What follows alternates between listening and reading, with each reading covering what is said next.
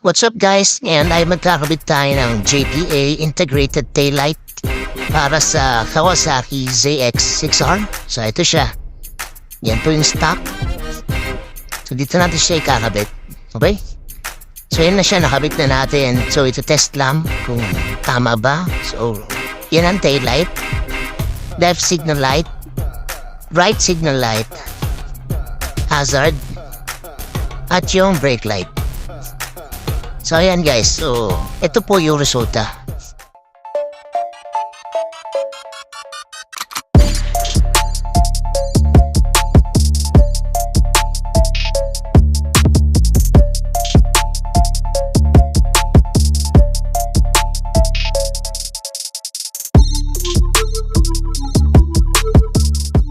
Susunod ulit guys, thank you for watching. Okay, bye.